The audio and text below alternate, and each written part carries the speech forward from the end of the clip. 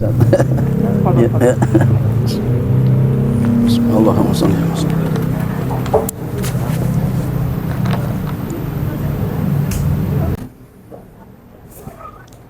Assalamualaikum warahmatullahi wabarakatuh.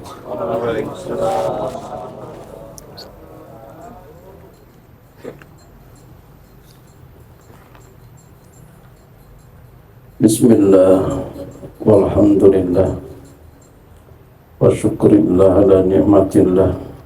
Salatu wassalamu ala sayyidina Muhammad ibn Abdillah wa ala alihi wa sahbihi wa man tabi'ahu wa nasarahu wa wala.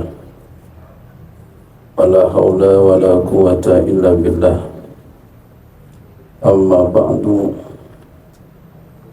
Hadratul mukarramin wal mukhtaramin, para asatidz, para hujjaj, para bapak hadirin yang dimuliakan Allah Subhanahu wa ta'ala. Wabil khusus yang sama-sama kita hormati Al-Mukarram Ustadz Syahril, Al-Mukarram Ustadz Zarkasi, Al-Mukarram Ustadz Haji Amrullah,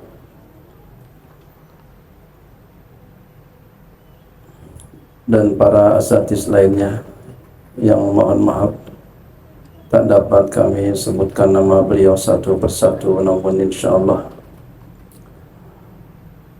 hadirnya kita di tempat ini, di acara yang mulia ini, yaitu 40 hari sahabat kita, orang tua kita, semoga Allah Subhanahu wa ta'ala hadirnya kita Allah jadikan sebagai amal yang akan dicatat di hari kiamat kelak, yang membuat kita menjadi bahagia. Amin ya rabbal alamin. Dan yang sama-sama kita hormati keluarga besar almarhum yang sedang kita 40 hari ini, yaitu Bapak Haji Suhada bin Haji Abdul Karim. Semoga Allah Subhanahu wa ta'ala ampunkan segala dosanya, Allah terima segala amal ibadahnya, Allah jadikan kuburnya raudhah min riyadil jinan, dan Allah berikan kesabaran orang-orang yang ditinggalkannya. Juga semoga Allah jadikan anak cucunya, keturunannya menjadi orang-orang yang saleh, salehah, dan mudah-mudahan menjadi ulama, ada yang menjadi ulama. Amin ya rabbal alamin.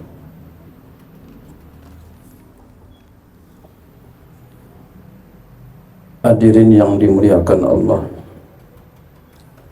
pertama-tama dan yang paling utama, tiada kata dan bahasa yang pantas untuk kita uraikan di malam ini kecuali untayan tasyakur yang teramat mendalam kehadirat ilahi Rabbi alhamdulillah, hingga kini beliau masih berkenan kepada kita memberikan aneka macam nikmat, cucuran ragam rahmat, sehingga alhamdulillah kita dikasih nyaman duduk dalam keadaan tenang, yang kadang kita nggak sadar duduk tenang di nikmat yang luar biasa. Coba kalau umpama bapak, mohon maaf, pantatnya bisulan, nggak usah gede-gede, kecil aja, mungkin bapak nggak hadir di sini, ya, ribut pantat bisulan. Alhamdulillah kita dikasih sehat. Kadang kita tuh nikmat lupa. Makanya pantas kata Allah, wa qalilun min ibadiyas syakur, sedikit hambaku yang pandai bersyukur. Dikit. Contoh nikmat yang sangat luar biasa, kita kalau buang air besar, bapak-bapak hadirin yang dimuliakan Allah, kita nggak kebauan. Kita buang air besar nggak kebauan. Apa buktinya kita nggak kebauan? Kita tahan lama-lama. Bahkan ada yang buang air besar sambil main HP, sambil kirim-kirim WhatsApp. Itu tanda bahwa dia nggak kebauan. Ini kadang kita nggak sadar kalau ini nikmat dari Allah. Allah sampai mengatakan, Allah ungkapkan itu dalam Al-Qur'annya yang mulia, wa qalilum min ibadiyas syakur. Sedikit banget hambaku yang pandai bersyukur. Makanya Sayyiduna Muhammad sallallahu alaihi wasallam, beliau ketika ditanya oleh istri tercinta beliau, Sayyidatuna Aisyah radhiyallahu anha, Sayyidatuna Aisyah radhiyallahu anha, beliau ditanya, kenapa engkau sembahyang sampai kayak begini ya Rasulullah? Padahal engkau sudah dijanjikan diampuni dosa-dosa engkau, sampai begini engkau ibadah ya Rasulullah, sampai bengkak kaki engkau ya Rasulullah. Ini dicatat oleh kitab Sahih Bukhari, Imam Bukhari. Jawaban beliau singkat, afala akunu abdan syakura. Apa enggak boleh aku menjadi hamba yang pandai bersyukur? Allahu akbar. Itu yang ingin dipingin oleh Sayyiduna Muhammad sallallahu alaihi wasallam. Pantas kalau Allah mengungkapkan, wa qalilum min ibadiyas syakur, amat sedikit hambaku yang pandai bersyukur. Ini Allah ungkapannya seperti ini. Kalau kita namanya, kalau ngungkit begini apa namanya ya? Ungkit-ungkit ya. Bang Haji, anak Bang Haji banyak banget. Iya, banyak doang. Yang pandai terima kasih menatu doang. Kan begitu kan.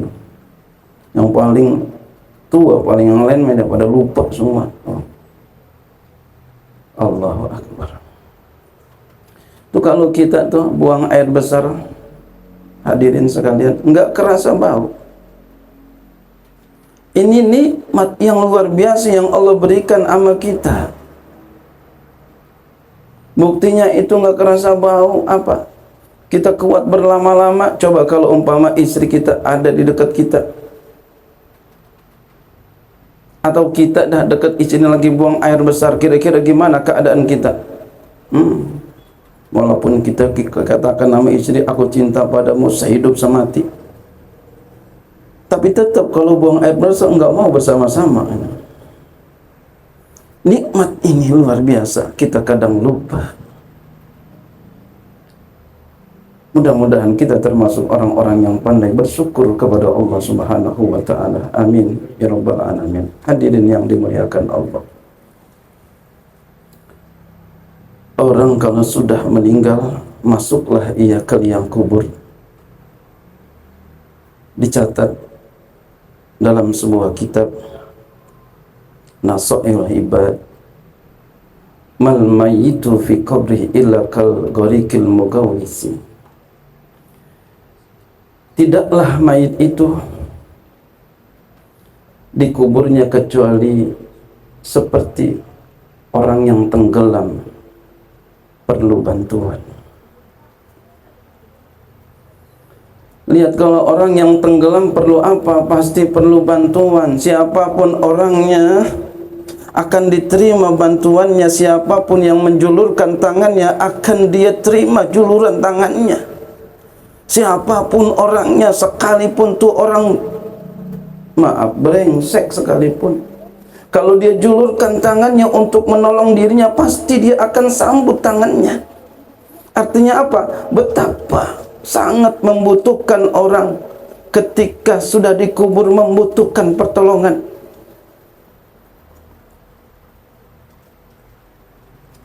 Tidak terkecuali ayahanda kita malam ini yang kita 40-kan. Tapi saya yakin doa-doa kita diijabah oleh Allah Subhanahu wa ta'ala.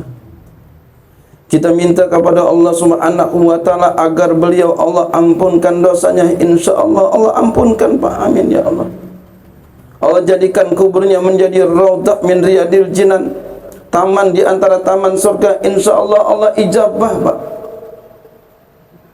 Kenapa? Pertama, Allah Subhanahu wa taala tegaskan dalam Al-Qur'anul Karim, kata Allah, wa idza sa'alaka 'ibadi anni fa inni qaribun ujibu da'watad da'i idza da'ani. Kata Allah Subhanahu wa taala, wa idza sa'alaka 'ibadi anni, apabila hambaku meminta, bertanya kepadaku tentang aku, fa inni qaribun, katakan aku ini dekat. Fa inni qaribun ujibu da'wata da'i iza da'ani, aku ijabahkan orang yang berdoa apabila dia berdoa kepadaku.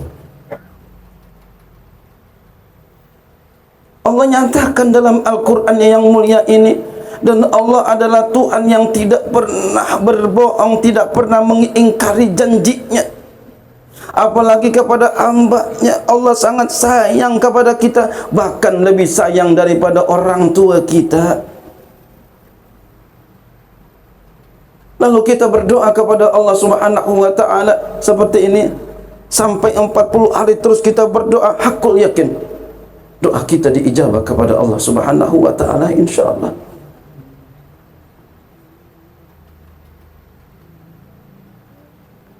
Kemudian pula, iza da'ani, apabila dia berdoa kepadaku. Ada seorang ulama besar terkemuka, beliau adalah Imam Ahmad Ibn Atta'illah As-Sakandari. Beliau punya kitab yang monumental, sangat hebat dalam ketasawufannya, luar biasa. Apa kata beliau? Mata atlaqa lisanaka bit-talabi fa'lam annahu yuridu ayyutiya, yuridu ayyutiyaka. Mata, kapan-kapan, atlaqa lisanaka, Allah menggerakkan lidah engkau, bitolabi, untuk meminta kepada Allah Subhanahu wa ta'ala. Siang malam kita minta sama Allah Subhanahu wa ta'ala. Setiap kali sholat kita minta kepada Allah Subhanahu wa ta'ala. Apalagi ketika kita lagi sujud kita minta sama Allah Subhanahu wa ta'ala. Di saat sujud kita yang terakhir kita minta sama Allah Subhanahu wa ta'ala.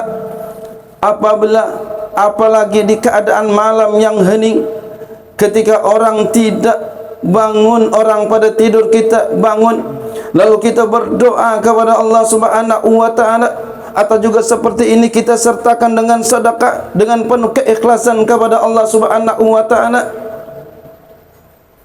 Allah yakin akan mengijabahkan doa kita. Di sujud kita yang terakhir umpama kita minta kepada Allah Subhanahu wa ta'ala, hakul yakin doa kita diijabah sama Allah Subhanahu wa ta'ala. Kenapa? Karena Nabi kita Sayyiduna Muhammad sallallahu alaihi wasallam berjanji, aqrabu ma yakunu abdu min rabbih wa huwa sajidun fa aksiru du'a. Kata Sayyiduna Muhammad sallallahu alaihi wasallam, hamba yang paling dekat kepada Allah Subhanahu wa ta'ala adalah ketika posisinya sedang sujud. Ketika posisinya sedang sujud kepada Allah Subhanahu wa ta'ala, yakni salat, dia berdoa kepada Allah Subhanahu wa ta'ala. Maka itulah keadaan yang paling dekat. Maka oleh karena itu Rasul mengatakan, fa'aksir doa, perbanyakilah doa di situ. Hadirin yang dimuliakan Allah Subhanahu wa ta'ala,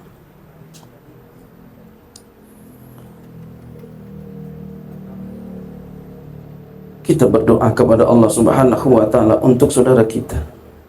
Tapi ingat, kita kita minta kepada Allah Subhanahu wa taala. Jangan kita paksa Tuhan kita. Jangan kita seret Tuhan kita. Kalau kita enggak diijabah, ngambek kita. Mana tandanya kita ngambek? Kita enggak doa lagi. Seminggu, 2 minggu, 3 minggu, 4 minggu, 1 bulan, 3 bulan kita minta sama Allah Subhanahu wa taala, tak kunjung datang apa yang kita minta, lalu kita berhenti. Itu tandanya kita ngambek. Makanya jangan sampai salah kita minta sama Allah Subhanahu wa taala, pasang niat baik-baik. Kata ulama, kalau kita pengen berdoa sebagaimana dijelaskan oleh Imam Asy-Syarqawi, beliau punya kitab sarah daripada Hikam, sarahnya Imam Ahmad Ibn Athaillah. Kalau kita berdoa kepada Allah Subhanahu wa taala, kata beliau, ala wajhi ta'abbudi, atas jalan ibadah, atas jalan kehambaan kepada Allah Subhanahu wa taala. Kita berdoa karena Allah. Seperti ini kita 40 hari karena Allah. Kita minta kepada Allah Subhanahu wa taala supaya ayah anda kita Allah ampunkan dosanya. Allah terima dosanya. Allah terima amal ibadahnya. Allah jadikan kuburnya raudhah min riyadil jinan. Tidak lain tidak bukan karena kita adalah kepengen menjadi seorang hamba yang baik. Kemudian apalagi? Wa ta'addubi, beradab. Adabnya seorang manusia, adabnya seorang hamba adalah minta. Beda dengan kita, dengan manusia. Kalau manusia diminta terus marah, minta, beli katanya. Tapi kalau Allah selalu diminta, senang. Dan Allah berharap supaya kita minta dan minta, jangan pernah berhenti, terus minta. Ada orang ngomong begini sama saya, tanya, Pak Kiai, saya pengen doa, cuma saya malu, ibadah saya sedikit. Kata saya, bukan malu, ente malas. Apa buktinya? Lihat ente kalau umpama doa rame-rame panjang, kalau di rumah sedikit, namanya malas. Kenapa? Salah pasang niat. Pasang niat kita. Kemudian apalagi niat kita ketika kita berdoa kepada Allah Subhanahu wa taala, supaya jangan sampai kita berhenti di tengah jalan berdoa kepada Allah Subhanahu wa taala. Niatin apa kita minta kepada Allah Subhanahu wa taala, supaya jangan kita berhenti doa, supaya kita jangan termasuk orang-orang yang putus asa terhadap rahmat Allah, dan supaya kita tidak termasuk orang yang ngambek kepada Allah Subhanahu wa taala, belum kunjung dikasih sama Allah Subhanahu wa taala. Wattiba'il amri, mengikuti perintah Allah Subhanahu wa taala. Ud'uni astajib lakum, itu perintah Allah untuk kita berdoa. Disuruh kita minta kepada Allah Subhanahu wa taala. Apalagi wa izharil faqati, menampakkan susah kita. Kita ini susah, Pak. Kita ini perlu bantuan. Kita ini perlu pertolongan. Yang paling hebat pertolongan adalah Allah Subhanahu wa taala, enggak yang lain. Walaupun orang-orang pada bantuin kita, kalau Allah benci sama kita, apalah artinya? Tapi kalau Allah udah bantuin kita, walaupun orang sedunia benci sama kita, biarkan saja, tak masalah. Hadirin yang dimuliakan Allah Subhanahu wa taala, pertama, doa kita insya Allah manfaat dan diijabah. Aku yakin keluarga Bapak syuhada. Yang kedua, ada seorang ulama, Dr. Wahbah Az-Zuhaili, beliau punya kitab hebat, Fiqhul Islam wa Adillatuhu. Itu berjilid-jilid kitabnya itu, Masya Allah. Apa kata beliau? Wa ajma'al ulama'u ala intifa'il mayti bid-du'a. Sepakat para ulama, konsensus para ulama, kompak para ulama, bermanfaatnya mayit dengan doa. Jadi kita udah bacain tuh semua tadi tuh, mulai dari Yasin begitu ya. Kemudian surah ayat Al-Fatihah, Yasin, Qul huwallahu ahad, Qul a'udzu birabbil falaq, Qul a'udzu birabbin nas. Fatihah lagi ya. Kemudian Alif Lam Mim, ayat kursi, semuanya kita bacain. Sampai tadi Maulid tiba, Masya Allah, luar biasa. Aku yakin sampai kita doa tuh, kita dorong pakai doa. Allahumma ja'al ma qara'nahu. Apa kita baca itu? Al-Quranul Karim. Sampai.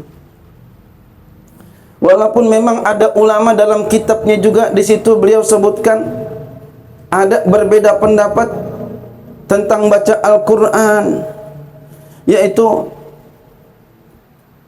ada yang mengatakan bahwasannya mutaakhir ulama madhab Syafi'i, mutaakhir ulama mazhab Maliki, dan mazhab Hanafi, mazhab Hanabila mengatakan sampai. Kemudian mutaqaddim ulama Syafi'i, mutaqaddim ulama Maliki mengatakan tidak sampai. Ini kalau enggak didorong pakai doa. Kalau didorong pakai doa, Allahumma ja'al ma qara'na, sepakat semua orang, semua ulama mengatakan sampai. Jadi terus kita kerjain apa yang sudah menjadi kebiasaan kita. Hakul yakin. Yang kedua, yang ketiga, ada sebuah hadis kita banyak hafal. Iza mata ibnu Adam in qata amaluhu illa min salasin, sadaqatin jariyatin, ilmun yuntafa'u bih, waladin salih yad'ulah. Boleh dibacanya sadaqatin, boleh sadaqatun, sadaqatan masih boleh ya. Kita nggak bahas itu. Kita baca umpama jadi sadaqatun aja, jadi khobar mubtada mahdzuf, ahaduha sadaqatun. Apabila meninggal seorang anak manusia, maka putus semuanya itu kecuali 3. Maksudnya apa nih? Artinya ini amalan yang masih hidup ya. Ya. Dia yang kerjain. Adapun kalau orang kirim-kirim, ya bisa saja dapat. Ya. Putus semuanya kecuali 3. Sedekah jariyah. Ya. Kemudian ilmun yuntafa'u bih, ilmu yang bermanfaat. Kemudian waladun saleh yad'ulah, anak yang saleh yang mendoakan. Subhanallah. Kita lihat anak beliau, Masya Allah, juga ilmunya Masya Allah ya.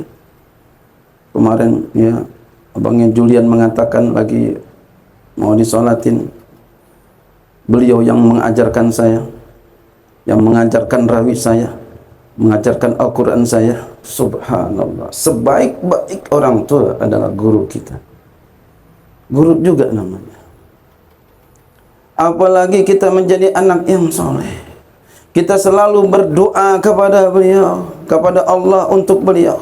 Hakul yakin doa kita diijabah kepada Allah Subhanahu wa ta'ala. Anak yang soleh. Bahkan bapak-bapak hadirin sekalian, mungkin ada di benak kita, gua di rumah anak gua kayaknya bangor amat di rumah, kagak diijabah doanya. Mungkin begitu Pak ya. Imam Al-Ghazali beliau menanggapi tentang sabda Nabi sallallahu alaihi wasallam, apakah anak yang soleh saja yang diperkenankan doanya? Apakah anak yang soleh aja doanya yang bermanfaat buat orang tuanya? Kata beliau tidak. Beliau katakan dalam kitabnya yang monumental, yang sangat hebat, Ihya Ulumuddin, beliau mengatakan apa?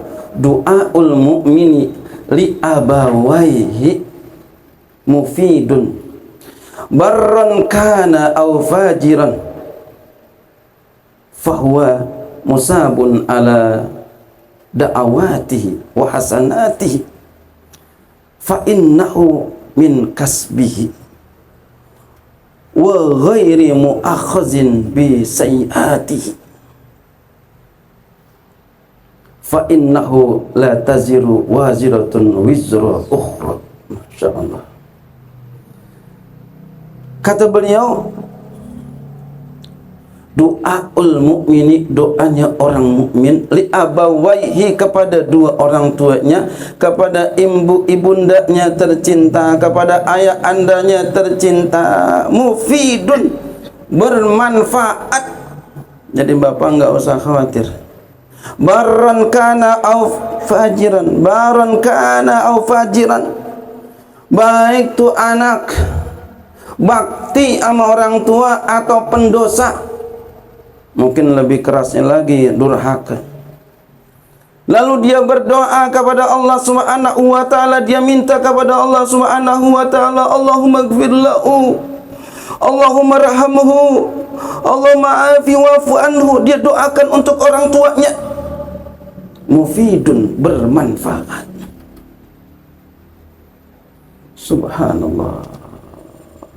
Alhamdulillah. Ini artinya apa, Pak? Kita kalau punya anak jangan dikit ya, biar banyak kan dikit gitu, Ustaz ya. Kadang kita punya anak dikit aja. Saya punya kisah, Pak. Saya punya kenalan. Ya. Anaknya ya ada beberapa, kemudian enggak lama mati. Ya, kemudian mati lagi, kemudian mati lagi, tinggal satu. Ketika tinggal satu, kemana aja dianterin, kemana aja dianterin, setiap keluar dianterin. Ditanya sama anaknya pada orang tuanya, mengapa sih mah dianterin, Pak? Ngapa sih dianterin mulu? Gua takut lu mati, katanya.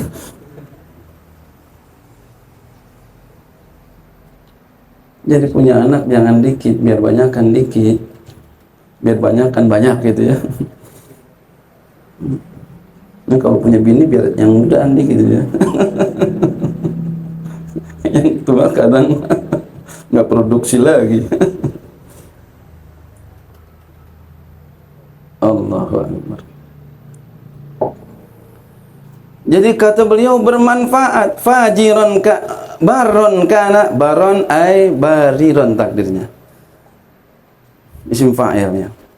Baik bakti orang itu keadaannya au fajiran atau pendosa ya, tukang mabuk-mabuk umpama, lalu dia berdoa kepada Allah, kan nggak selamanya mabuk, Pak. Dia berdoa kepada Allah, dia minta kepada Allah, apalagi disertai dengan air mata ketika ayahandanya meninggal. Saya yakin insya Allah ketika ayahandanya meninggal, tuh anak sadar, tuh anak nangis, sedih. Ketika bapaknya masih hidup, gak berani naik motornya, aduh gak kelihatan. Ketika bapaknya mati, nangis. Emaknya mati, nangis. Dia doa, Allahumma gfirlahu ya Allah. Ya, aku yakin insya Allah mufidun, bermanfaat. Fa huwa musabun ala da'awati wa hasanatihi.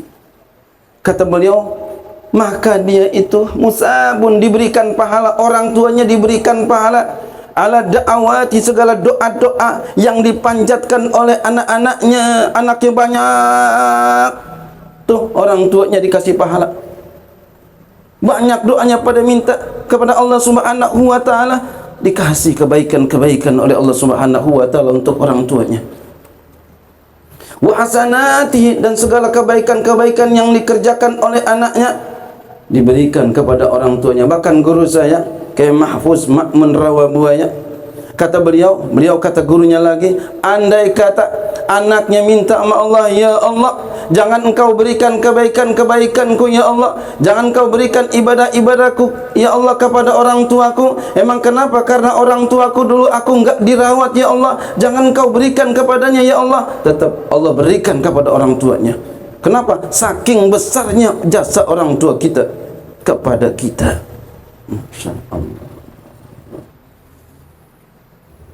Jadi oleh karena itu juga, Pak, jangan doakan yang buruk kepada anak kita walaupun menyakitkan hati. Doain yang baik-baik. Doain yang baik-baik. Kemudian kata beliau, lanjut beliau,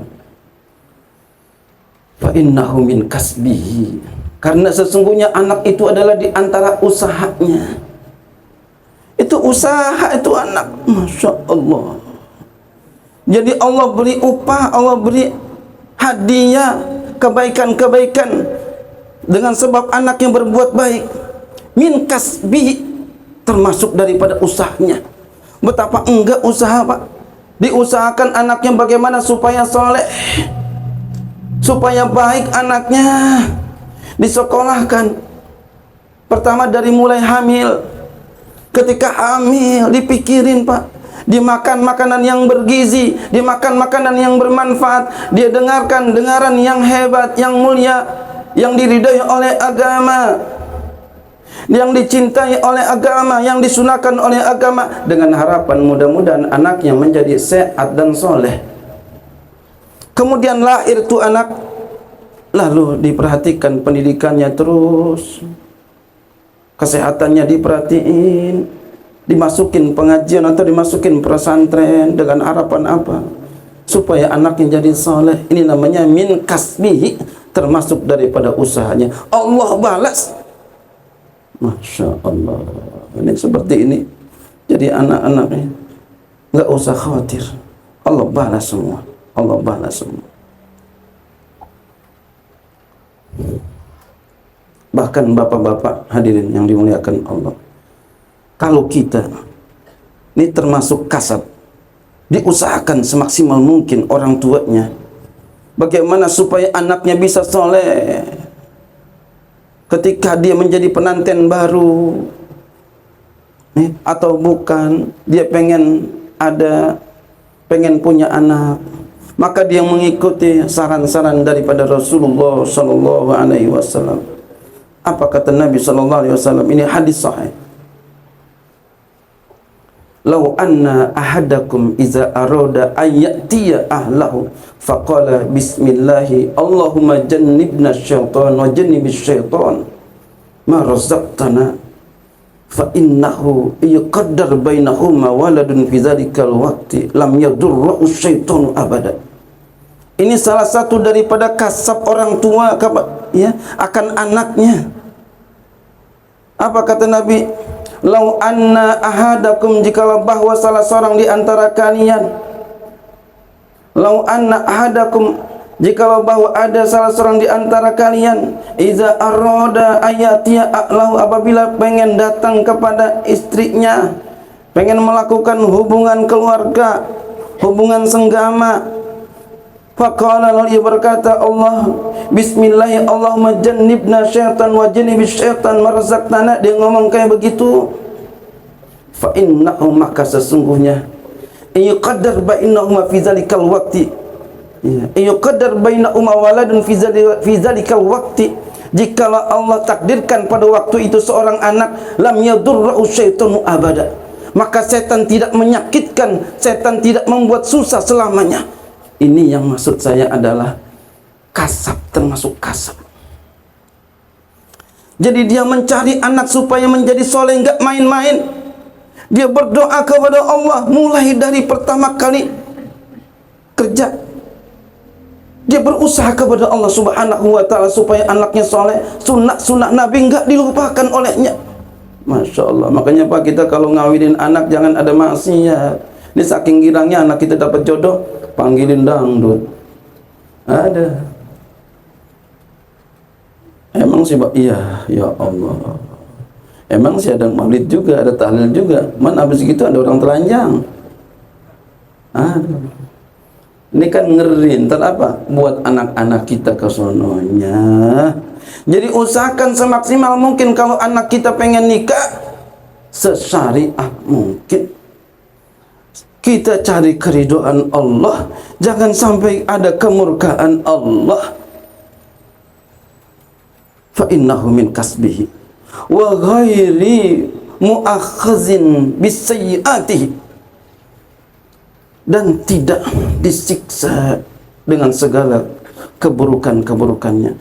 Jadi anak kita, Pak, walaupun anak kita brengsek kayak apapun, umpama, nauzubillah, mudah-mudahan anak kita soleh-soleh semua, amin ya Allah. Umpama ada yang brengsek, umpama tukang minum minuman keras, tukang main perempuan, jelek perbuatannya, tapi dulu pernah kita udah tuntun anak kita, sudah kita beri didikan anak kita. Mulai 7 tahun kita sudah suruh ngaji, mulai 7 tahun kita sudah suruh belajar, mulai 7 tahun kita sudah suruh sholat. Kita bimbing terus, kemudian ketika balik dia lupa diri, dia melakukan kemaksiatan, lalu kita meninggal dunia, kita enggak diseksa karenanya. Kenapa? Kata beliau, fa innahu la taziru waziratun wizra ukhra. Masya Allah. Karena sesungguhnya, kata beliau, seseorang itu tidak menanggung dosa orang lain. Hadirin yang dimuliakan Allah Subhanahu wa taala. Jam berapa? Hah? Sampai jam berapa? Masih 9. Hadirin yang dimuliakan Allah Subhanahu wa taala. Ada satu kisah yang luar biasa. Ini yang keempat, boleh? Yang keempat. Ada satu kisah yang luar biasa. Bahwasannya apa yang kita kerjain bermanfaat. Sayyiduna Muhammad sallallahu alaihi wasallam pernah beliau berjalan di satu perkuburan, diceritakan dalam Sahih Bukhari. Ketika beliau berjalan, beliau mendengar ada seorang lagi ngerintih, kesakitan, disiksa di dalam kuburnya. Ini pendapat ahlu sunnah wal jamaah. Sepakat semua mengatakan bahwasannya ada yang namanya siksa kubur, ada yang namanya nikmat kubur. Sampai orang Wahabi pun begini keyakinannya, kecuali orang Mu'tazilah, dia nggak ada siksa kubur. Tapi ahlu sunnah wal jamaah semuanya sepakat bahwasanya ada yang namanya siksa kubur dan nikmat kubur. Suatu saat baginda Rasulullah sallallahu alaihi wasallam beliau lewat di perkuburan, lalu beliau dapat dengar ada orang sedang ngerintih. Masya Allah. Kalau kita ngelihat dengar ada lihat kuburan orang ngerintih, itu kita kabur apa dengerin? Kabur. Nabi dengarkan, Nabi perhatiin baik-baik. Oh, ini ada orang disiksa. Langsung Nabi ambil pohon, ya, beliau petik itu dahannya, dahan kurma. Lalu beliau tancapkan 2 dahan kurma yang masih muda, maksudnya yang masih hidup, yang masih basah. Beliau tancapkan, lalu beliau ditanya, kenapa ya Rasulullah? Mudah-mudahan sepanjang daun ini, ya, pelepah kurma ini masih basah, dia akan mintakan ampun, akan meringankan siksaan kubur orang ini. Subhanallah. Bagaimana istidlalnya? Kalau pohon saja, Pak, bisa meringankan siksaan kubur manusia yang sedang disiksa di alam kubur, bagaimana manusia yang dimuliakan oleh Allah Subhanahu wa taala? Dia berdoa kepada Allah Subhanahu wa taala, dia meminta kepada Allah Subhanahu wa taala, apalagi disertai dengan jamuan, dengan makanan membuat gembira yang datang, apalagi hakul yakin insyaallah banyak manfaatnya. Dan juga ada satu kisah, Pak. Ya, diakhiri dengan kisah, ya. Di dalam kitab Irsyadul Ibad ila Sabili Rasyad, sebuah karya yang Masya Allah mabruk, berkah, penuh dengan keberkahan, Syekh Zainuddin Al-Malembari. Ada diceritakan oleh sebagian ahli ilmu, ada seorang laki-laki ngimpi. Ketika ngimpi, beliau melihat perkuburan. Di kubur itu orang-orang pada bangun, ahli kubur bangun. Kemudian ketika bangun ahli kubur itu, ada yang banyak pada mengutin. Kalau kita dulu mungkin, ya, yang pernah melakukan mengutin karuk duren, ingat nggak? Ya. Pernah ya begitu ya? Saya juga termasuk dulu. Ya tiap pagi tuh siapa yang pertama dia yang paling banyak. Ya. Mengutin karut duren. Ya. Ini mengutin apa? Mengutin apa yang dia udah paham, apa yang dia pungut. Kemudian, ya.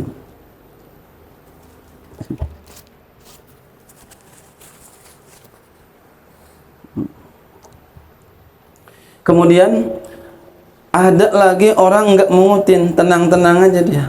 Ya. Yang lain pada mengutin, dia santai, duduk manis. Ya, waduh, kayak bos aja nih. Yang lain pada mengutin, receh-recehan, dipungutin 1.000, 2.000 ibarat kita di sini begitu. Kalau dia mah tenang aja. Ya biasanya kalau begini orang kaya nih. Orang kaya. Kemudian dia tanya, "Wahai Tuhan, kenapa Anda kenapa Anda tidak ikut mengutin mereka itu pada pengutin? Kira-kira apa yang mereka pungutin?" Yang mereka pungutin itu adalah amal-amal orang yang kirim-kirim kaum muslimin baca Al-Quran, dikirimin buat kaum muslimin dan muslimat. Sampai itu Pak, baca Quran dikirimin kaum muslimin dan muslimat. Masya Allah, bahagia sekali kita, disampaikan semua. Jadi ibaratnya receh-recehan. Tapi kalau yang tuannya, oh itu cobaan, bukan cobaan ya, seratusan mulu gitu ya. Kalau bapak kenapa enggak mengutin? Saya enggak mengutin karena saya setiap hari dikirimin hatam Quran oleh anak saya. Masya Allah. Anak saya di pasar selalu baca Al-Quran sambil dagang, ya, sambil dagang kue serabi. Dibilangin itu kalau kita di sini kue serabi. Sambil dagang, ya. Dia baca Quran. Oh, begitu. Itu lagi ngimpi, Pak. Kemudian setelah itu beliau terbangun. Ketika terbangun, Pak, dia paranin di pasar ada seorang pemuda, seorang pedagang, diparanin. Kemudian dia tanya, ketika orang itu lagi komat kamit orangnya.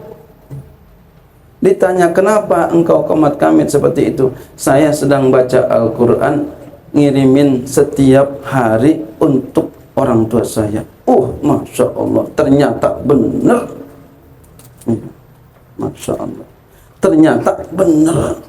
Mimpinya itu benar, dibuktikan di alam nyata. Masya Allah. Kemudian suatu saat beliau sadar lagi, ya, satu saat bertanya lagi, waktu berjalan, ngimpi lagi, yang tadinya enggak mengutin jadi mengutin. Lalu beliau cari lagi di pasar, orang pemuda yang suka baca Quran di sini ke mana? Sudah meninggal dunia. Masya Allah. Jadi kalau begitu hikmahnya apa nih? Pertama, amal yang kita sampaikan baca Al-Quran, yakin insya Allah sampai.